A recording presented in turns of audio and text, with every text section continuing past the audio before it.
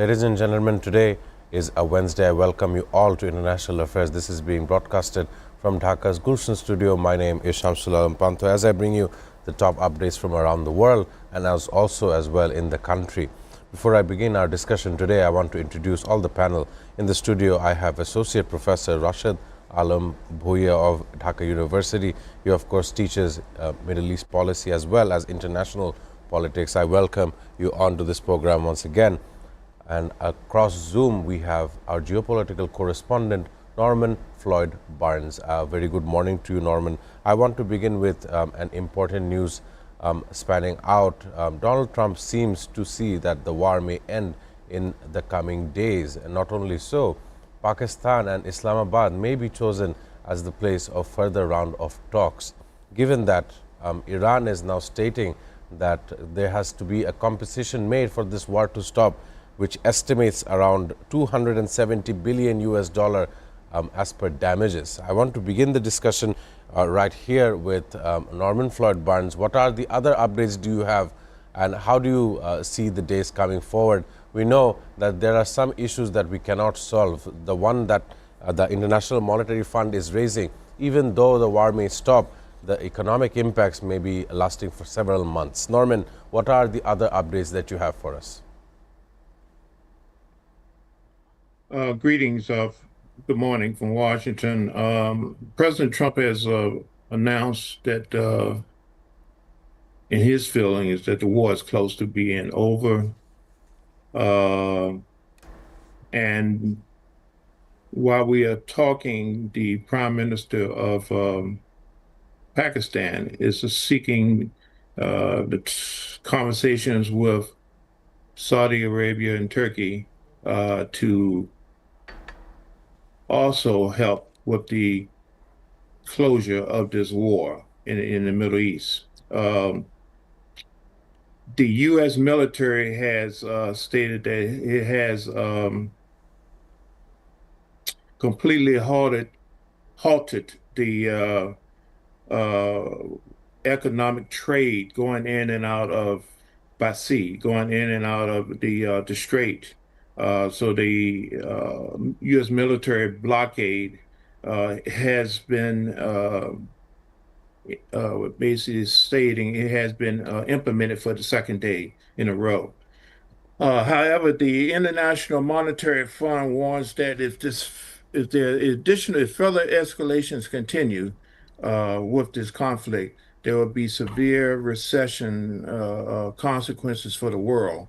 And it may last more than 6 months.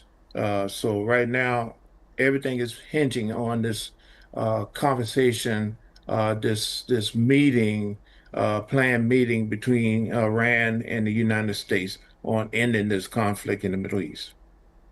Thank you. Right. Thanking Norman Floyd Barnes for his opening statement regarding these updates that we're hearing not only on the tabloids as well as in discussion. Leaders around the world are now changing their stance based on the fact and the results coming out from the U.S. imposed attack on Iran. I want to focus back in the studio with Professor Rashid Alam Bhuiya. Sir, we were hearing Norman and the updates as for this week.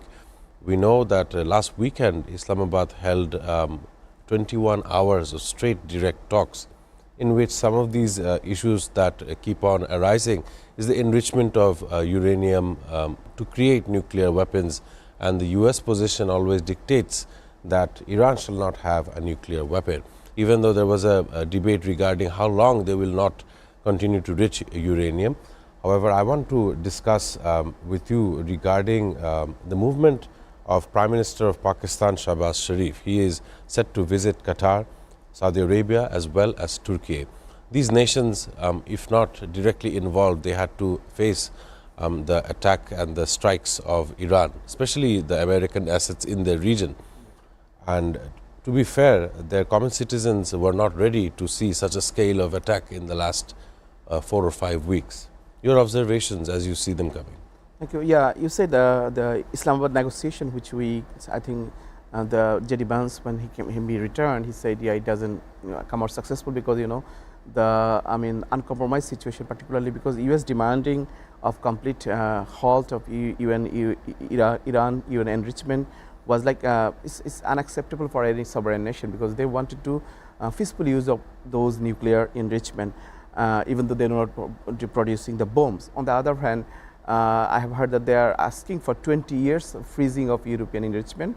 And another opinion came from Iran is like they can submit their European enrichment to Russian commandment. So 5 years they can put the Uranium enrichment project halt, and they can they deposit the existing uranium they have to the Russian custody. But which is a, I mean, it could be a, I mean, little bit win-win situation. UN, I mean, US has to also give some.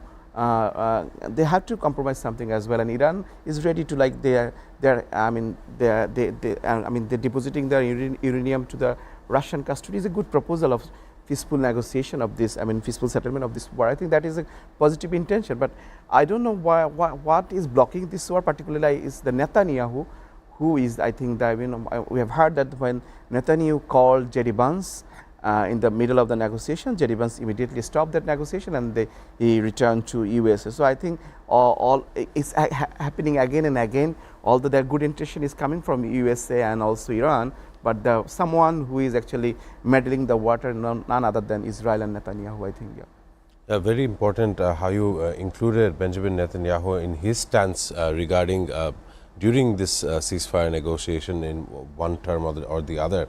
I want to ask a very related question to Norman Floyd.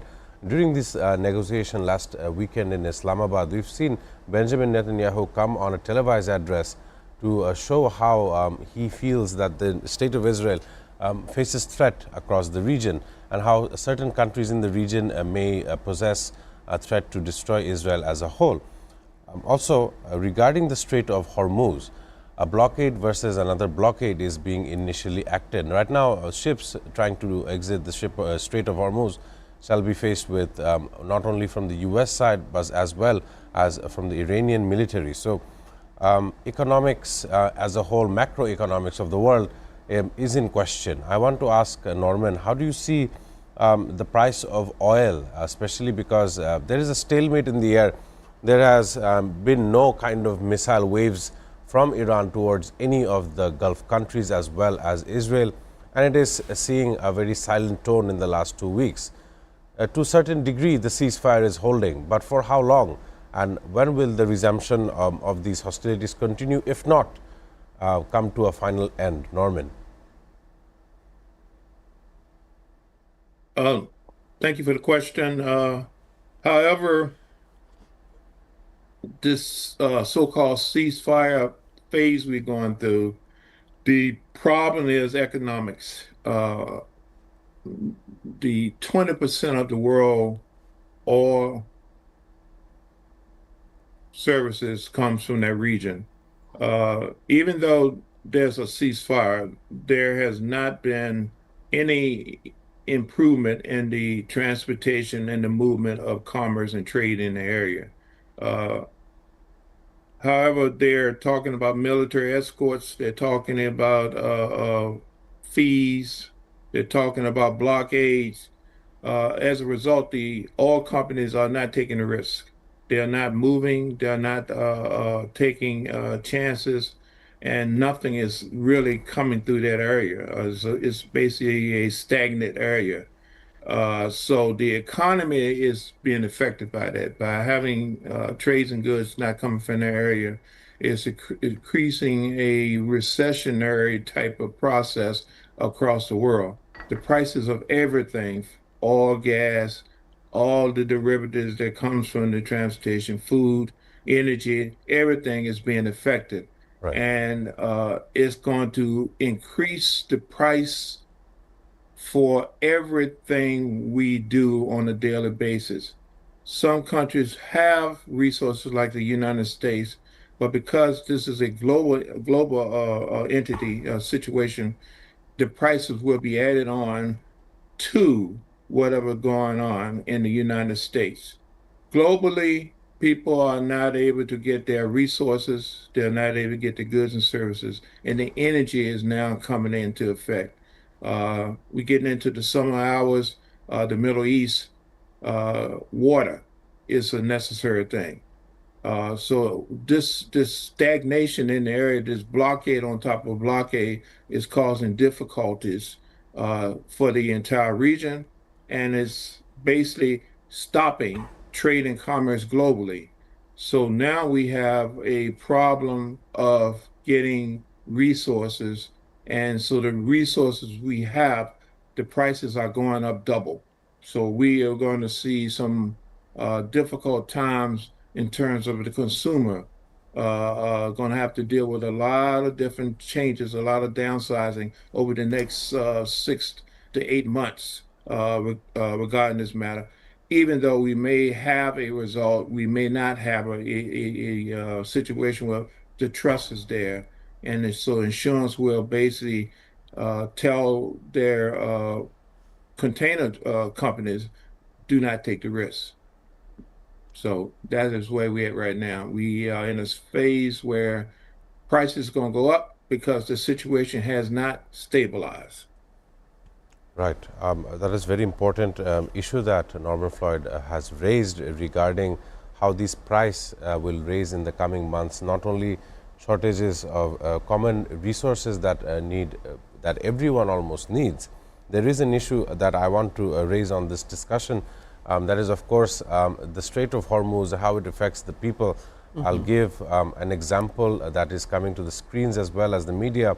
A severe global urea fertilizer shortage is emerging due to the closure of this strait caused by the Iran conflict, which has halted shipments from the major Persian Gulf producers. Urea prices have soared over 50% to over $725 a ton.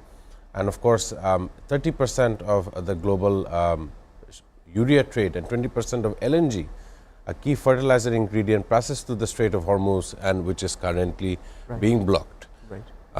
The last stage of this very issue I just picked out would be food scarcity or the food security to a certain degree.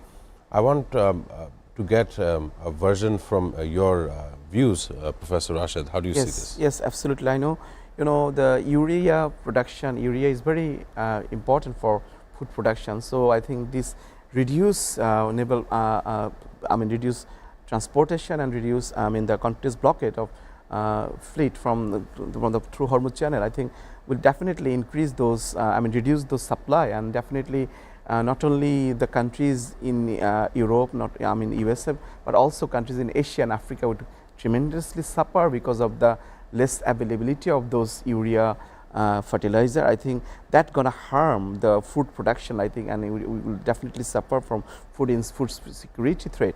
So which is, would be severe. So this war in the global heart, like the Middle East is the heart of the global center. So something happening and and inaccessible of this Hormuz channel is a vital effect. You cannot underestimate the effect. Whatever you, I think the Donald Trump recent decision of blockading the channel after, is further madness. I think, even though Iran is willing to release some naval fleets through some importing some condition and some mobility we have been found in the middle, but the secondary blockade by the Donald Trump is further, I think, will gonna be harming that mobility, and that gonna be reduce the supply of oil, fertilizer, gases, whatever necessary for the human consumption.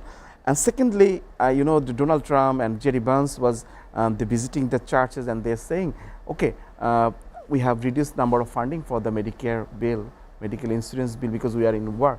What does it mean? So we are seeing that they're diverting those resources to these distracting forces of war, rather than they have been the issues of Medicare, the issues of schooling, the issues of social support needs of the US citizens also under stake. So it's not only the Iranian people is suffering, but the US citizenry is suffering, global population of the Asia and Africa, all of them are suffering in terms of less availability of their energy resources, higher inflation, less availability of the food supply, less availability of the fertilizer supply, and that gonna be increase our food prices, and also less production, because you need to supply for the increased production. But if you do not get those, I think there will be a huge chain of reaction we're gonna see in the next couple of months, I think.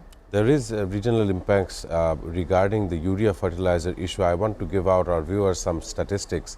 Bangladesh actively seeking alternative sources to meet a 26 lakh ton annual demand after shipments were disrupted, relying almost 75% of its needs. In Australia, facing a critical shortage with 60% of its urea supply traditionally coming from the Iranian Gulf, leading to a boat watch for new supplies. In India, issued an emergency tender for 2.5 million tons of urea for its monsoon sowing season. Of course, the International Food Policy Research Institute warns that the disruption affects global food security and farming. This is a very basic need for human survival. Just a very short comment I would expect from Norman Floyd Barnes before I can go for a break.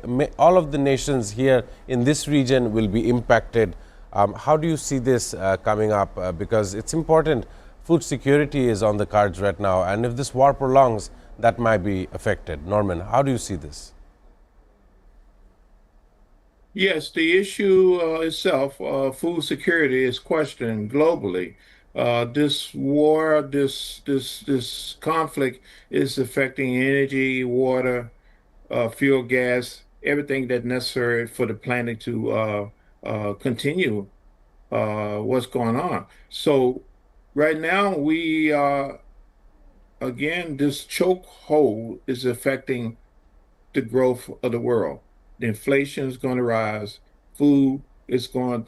The cost of food is going. The cost of food is going to rise, and the access to food is also going to be affected in many countries. So, a lot of thought need to go into this because right now we are going through a time where things are changing, adjusting, and it may reverse itself for a short period of time, but the impact is not going to reverse itself. So there need to be a move to look for alternative ways, alternative resources, instead of being stranglehold by the situation in the Middle East. The situation in the Middle East is not going to be resolved in the next 6 months. Let me tell you that now.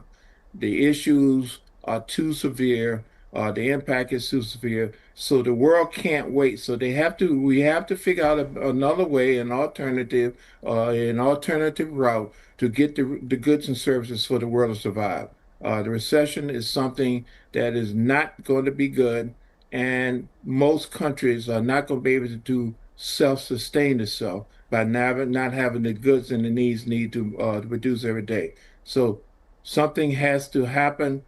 And what needs to happen, it has to be outside of the region. The region is going to have to address that problem, but the world is going to have to find an alternative. Right. An alternative is something that we can try to depend on while the primary is in the face of risks. With that being said, ladies and gentlemen, it is time to take a short commercial break.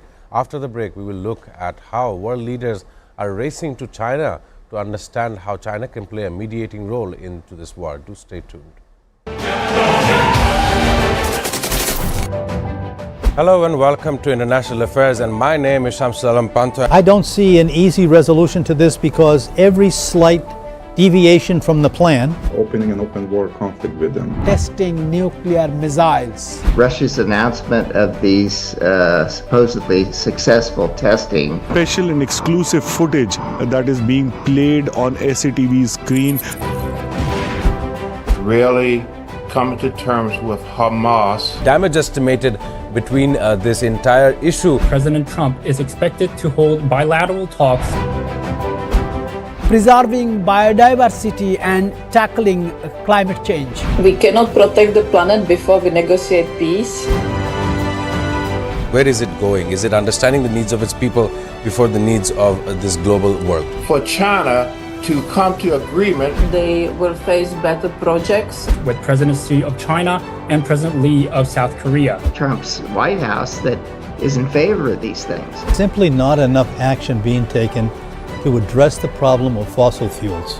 What their plan initially is towards the Caribbean, a place that has been met with two types of disasters. Bangladeshi students at the same level of opportunity internationally and domestically. International Affairs. Watch every Sunday to Thursday at 2 p.m. only on SATV and SATV Digital. Hello and welcome to International Affairs, and my name is Shamsul Panto. I don't see an easy resolution to this because every slight deviation from the plan, opening an open war conflict with them, testing nuclear missiles. Russia's announcement of these supposedly successful testing. Special and exclusive footage that is being played on SATV's screen. Really coming to terms with Hamas. Damage estimated between this entire issue. President Trump is expected to hold bilateral talks. Preserving biodiversity and tackling climate change. We cannot protect the planet before we negotiate peace. Where is it going? Is it understanding the needs of its people before the needs of this global world? For China to come to agreement, They will face better projects. With President Xi of China and President Lee of South Korea. Trump's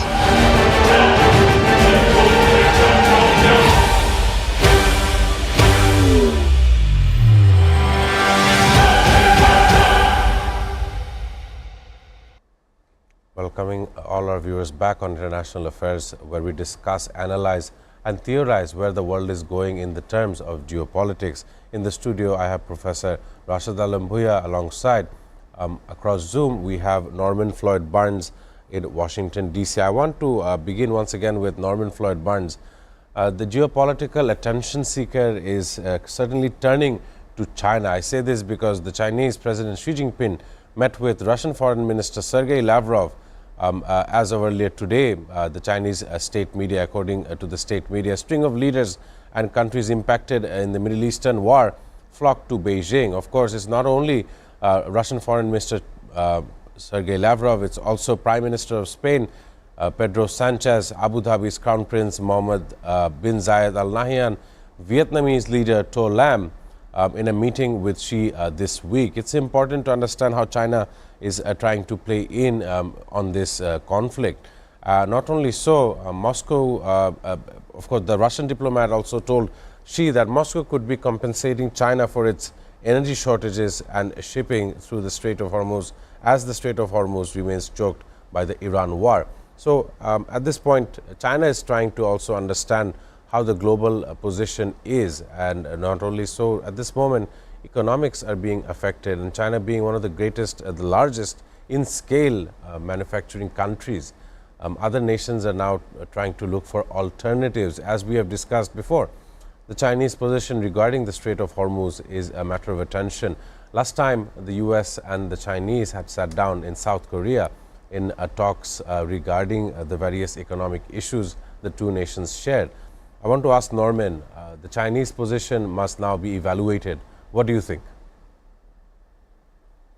well, my thoughts are the world situation is going in the direction that China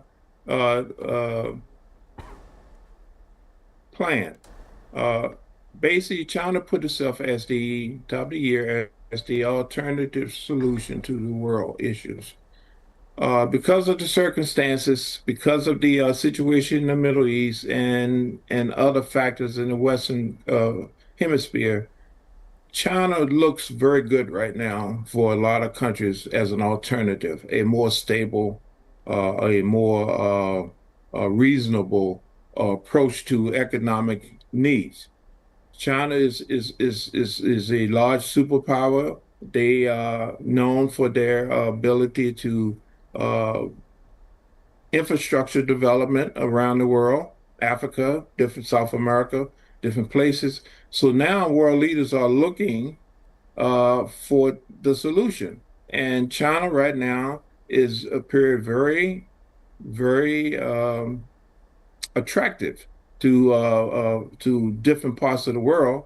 And they have a mass population, a mass industrial machine that can produce a lot of goods and services. So it's a natural thing is that, you know, the United States is currently in conflict with several countries working with Israel, supporting Israel, at the same time trying to deal with Iran and they're looking at going into South America, Central America, Venezuela, and now we're looking at Cuba. So countries are not want to deal with this conflict, this uncertainty that they're hearing and seeing from the United States and their movements and their plans. So they're looking at ways that they improve their situation, not be dependent on the United States. And so China is appearing very attractive to many countries in terms of doing business. Right. In terms of doing business, picking out your words, as you were talking about and delivering a statement about China and how people see China to be a more stable partner in terms of economic supply and as well economic help. Not only so, I want to turn the discussion into the studio with Rashid Alam Bhuiya. It's important to understand some of the issues that have been raised in the last 50 or so days of this war. Not only so, we see friendship turn into rivalry. And that is the comment I would like to make. We've seen how Pope Leo XIV and US President Donald Trump, as well as Vice President J.D. Vance, how they have exchanged comments which actually is not common to see in the recent times. It has definitely turned some friendships into rivalry. I want to make sure by telling you all, the Italy's Senate President Ignazio La Russa defended Prime Minister Giorgia Meloni, saying suggestions she would accept direct attacks on the Pope are misplaced following remarks by US President Donald Trump. And on the other side, US President Donald Trump said he was shocked at how Italian Prime Minister Giorgia Meloni doesn't want to help us in the war. Quoted, according to remarks to Italian media. Of course, we see how Spain, a neighbor to Italy, has said that they will not be part of this war. Pedro Sanchez visits China, sees to Xi Jinping amongst this very week. And just in the neighborhood, Italians seem to be very affected by the comments made by the US President. Exactly. So, Trump and Vance was asking Pope to stay out of the politics, which is very much, the contrasting attitude they have. The same people invited the evangelical Christians to lay hands on the president in the Oval Office. So, yeah, they said this victory is from the God, so they're doing this war, and they want to term this war as a crusades also. But at the same time, these people are saying Pope to stay out of the politics. Pope is saying nothing about the politics. He's saying you should not abandon the sick people. You shouldn't abandon the people who need support. You shouldn't abandon the childcare needs. You should not abandon the life of the civilian. So that's what Pope is saying, which is in the Matthew book chapter there. So Pope is saying nothing about the politics, but they wanted to colorize the politics because this Pope is anti-war, because the role of the churches, the role of the mosque, the role of the religious preacher is always for peace, and Pope is trying to do that. But the way Trump and Vance, they are the people who be involving the evangelical Christian to create legitimacy of this injustice war against the Iran, and the same people is invoking Pope to stay out of the politics is a deep contrast in my view, I think. And you said the friends, when France, Russia and China was putting their veto in the UN Security Council, using of the force to open the blockade, the Hormuz blockade. I think that is one of the biggest symbol. We are seeing that the France agreeing to give the veto against those forceful use of or opening the Hormuz Channel is a biggest surprise, and that is France has historically been ally of the US, so that is the huge loss for US, and the NATO is breaking, and also the Pedro Sanchez's role, the Giorgia Meloni role, Italian role, and the Spaniard role is also come out a very positive role for peacemaking. That is actually diplomatically huge loss for USA. So USA side by side is losing the long-term allies it have, and I think particularly the NATO, I think the North African Treaty Organization, that is a military compact which might end soon, particularly through this unjust war and I think the role Pedro Sanchez is playing, the role Giorgia Meloni is playing is greater role, I think, and they're asking for a European self forces, the collective European forces required to combat any kind of threat from US, and also they wanted to reduce their dependency on the US, which is the biggest threat for US foreign interest. So I think you rightly said that the friends becoming enemies, and you are losing your friends, which is another biggest failure of the US from this madness in this unjust war against Iran. Very acutely said, Professor, and I picked out a common theme. I want to ask Norman Floyd before he takes off. Of course, Russia-Ukraine war was the starting of the trying to test this friendship between Europe and the United States, and all the coalition of the willing as well, Italy as well as Spain, these nations did come to the table to understand what would be the solution in Ukraine, and of course to a certain degree have seen the US implications on Ukraine and how Volodymyr Zelensky was dealt immediately after Donald Trump was elected into power on the second term. So that was when most European leaders have started to understand the US position. Today it is Iran, and slightly before this war in Iran began, it was Greenland to a certain degree. The international media took up to Greenland. The Danish government tried their level best for that not to pursue. But the Western Hemisphere talks is still a matter of concern, national concern to the US. So I want to ask Norman, friendships turn into rivalries. What do you want to say? Well, unfortunately, this is a unfortunate consequence of the process. The U.S. has a campaign they want to implement globally, America First, and there's shifts and changes that's being placed. Relationships, friendships, allies is going to be affected by this. In essence, the United States is basically saying, "Hey, we have a plan for our nation, and that plan means that we will have to make adjustments, and adjustments mean that the allies have to pick up the ball and support themselves. We're not going to be there to provide the funding for you because we have our own internal matters that we have to address and our own interests that we have to focus. We suggest that you do the same for your countries."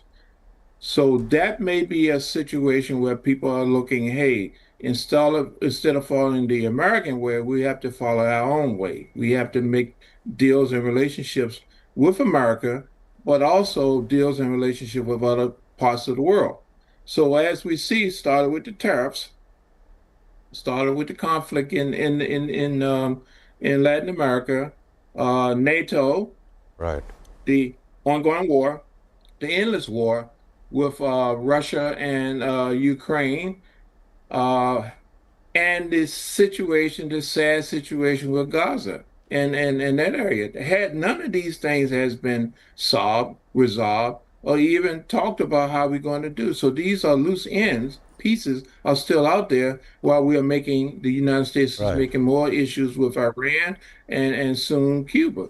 So countries have to decide, do I jump on this bandwagon, do I support it, or do I just do like the United States, take care of their own interests? And that interest may mean they have to make new relationships, new friendships with other countries that traditionally the United States do not have that type of relationship with.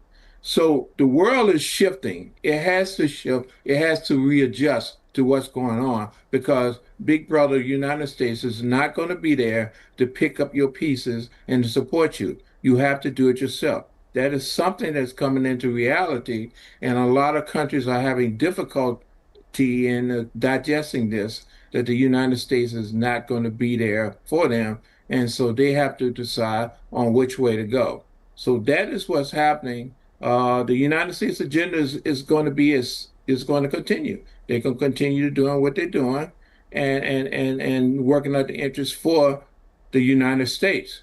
So other countries have to understand they have to do the same. Thank you. And I just want to add, please.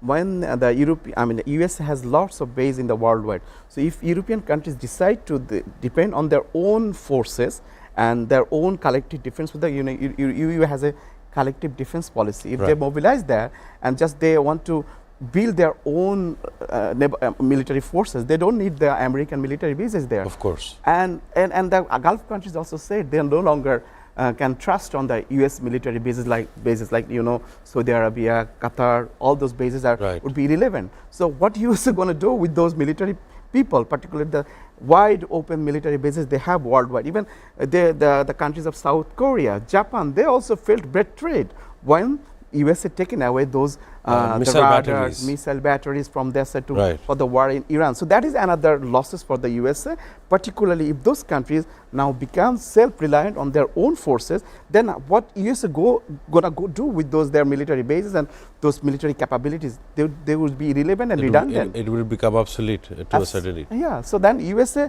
have to swallow them up, and that would be major crisis. As I said, like lot of reconfiguration would be needed, and so now USA is relying on those countries for the carrying of those soldiers, for the take caring of the budget. They're gonna get those countries that are gonna be stopped as well.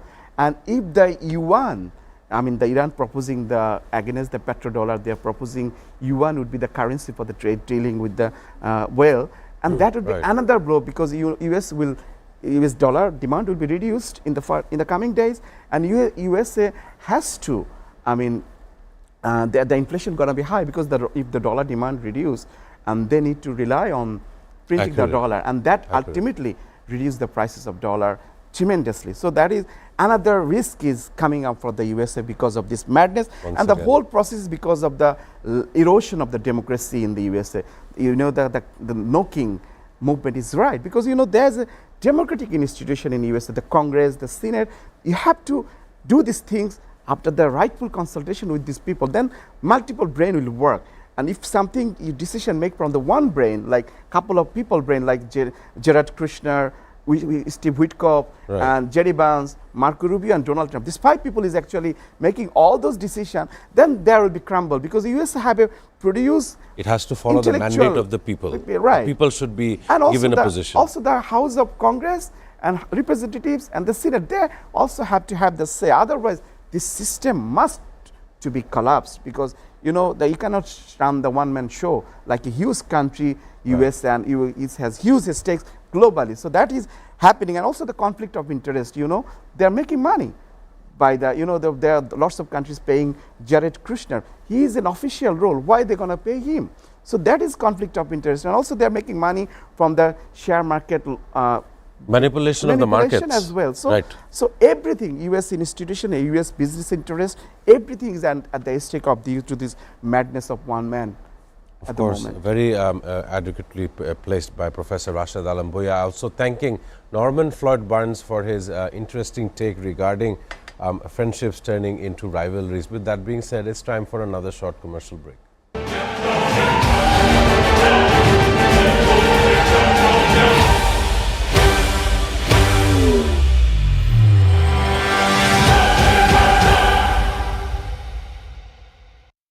House that is in favor of these things. Simply not enough action being taken to address the problem of fossil fuels. What their plan initially is towards the Caribbean, a place that has been met with 2 types of disasters. Bangladeshi students at the same level of opportunity internationally and domestically. International Affairs. Watch every Sunday to Thursday at 2 p.m. only on SATV and SATV Digital. Hello and welcome to International Affairs, and my name is Shamsul Pantho. I don't see an easy resolution to this, because every slight deviation from the plan, opening an open war conflict with them, testing nuclear missiles, Russia's announcement of these supposedly successful testing, Special and exclusive footage that is being played on SATV's screen. Really coming to terms with Hamas. Damage estimated between this entire issue. President Trump is expected to hold bilateral talks. preserving biodiversity and tackling climate change. We cannot protect the planet before we negotiate peace. Where is it going? Is it understanding the needs of its people before the needs of this global world? For China, to come to agreement. They will face better projects. With President Xi of China and President Lee of South Korea. Trump's White House that is in favor of these things. Simply not enough action being taken to address the problem of fossil fuels. What their plan initially is towards the Caribbean, a place that has been met with two types of disasters. Bangladeshi students at the same level of opportunity internationally and domestically. International Affairs. Watch every Sunday to Thursday at 2 p.m. only on SATV and SATV Digital.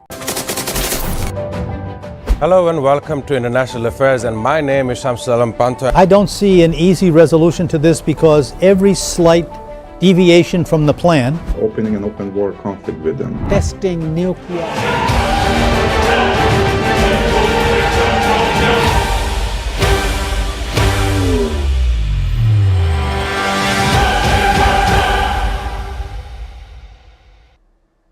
Ladies and gentlemen, welcome back on International Affairs, being broadcasted in Dhaka's Gulshan studio. Thanking Norman Floyd Barnes for joining us as we now see that he has been disconnected. I want to continue the discussion here in the studio with Rashid Alam Bhuiya. Professor, there has been an issue yesterday we have seen across media from the Europe. Spain once again is creating, is winning actually to a certain degree. The government of Pedro Sanchez once again proves that it is doing positive actions to stronghold its economy. As Western countries like United States, Germany and Italy tighten the immigration policies and take stricter stance on sending migrants back to their home country, Spain is taking a different approach. The Spanish government has approved a plan to grant legal status to 500,000 undocumented migrants. This move will allow them to enter the workforce formally. Citing reasons related to the economy, population and practical realities, the government has described the initiative as a necessary step. Of course, Pedro Sanchez has approved a plan for long-term residents without full legal documentation. Under this plan, approximately 500,000 migrants will be granted legal status, formally included and to be formally included into the labor market. So this is how a modern leader, a conservative modern leader, is trying to stronghold its economy, given the unrealistic situations that is being faced around the world. I want to ask Professor Rashid Alam. Absolutely. This move is very unprecedented as well. It's been seen very positively. We've seen the Bengali community in Portugal as well as Spain. They've been celebrating after this news came about. Absolutely, this is what a rational leadership can make change. I mean, they have understood migrants are not a threat; they are blessings. You know, if you have a right state policies, if you have a plan for growth, you can easily utilize these migrant workforces into a positive means. That is the theoretical understanding says. But unfortunately, we're living in a world while all the countries go for protectionism, like you said, Germany, you said USA, they're restricting the immigration, UK, all other countries, some other countries in the Europe, they're seeing migrant as a threat. But he says, as he said, that Pedro Sanchez, the hero of our time, Agarsi is a hero of our time, Marandi is a hero of our time, who actually understand the merit of the issues. So right. Pedro Sanchez, as you said, made a correct decision, particularly utilizing these migrant workforces as their growth cases. That is a positive intention a leader needs, particularly globally anti-migrant psyche is very much in there, who wants to depict as a migrant to threat to national policy, migrant to as a threat to national interest, migrant as a threat to local people jobs, but that is actually hiding their poor politics. They do not have any plan for growth. They do not have any plan for economic mobilization, and the only way they wanted to target the poor migrant as their policy failure, because they do not have any good plan for the people how to utilizing their workforce into a positive case for growth. That's why they target the poor migrant always. But you know, as you said, it will be definitely helping the irregular migrant workers to a positive workforce for the Spanian growth in the next couple of years. I think that is a positive decision. A very interesting discussion. Often or so right now Spain comes to the matter of discussion in geopolitical circles as well, right. Given their positioning. And of course with a leader like Pedro Sanchez, I really hope to see the migrant population flourishing in a nation like Spain, a very diverse nation as per belief. That was, I must thank you, Professor. Very important discussion topics here in the studio today. Thank you for your time and your attendance here on International Affairs. Also thanking Norman Floyd Barnes from District of Columbia, Washington, for joining us earlier on this broadcast. I want to give a reminder of the significance for April 15th. Of course, it was due the RMS Titanic sank in the early hours of this very day in 1912. Of course, it was considered unsinkable. The luxury liner took 2 hours and 40 minutes to sink, resulting in over 1,500 deaths, making it one of the deadliest maritime disasters in history. With that being said, I want to sign out on International Affairs. I shall see you all on tomorrow's program.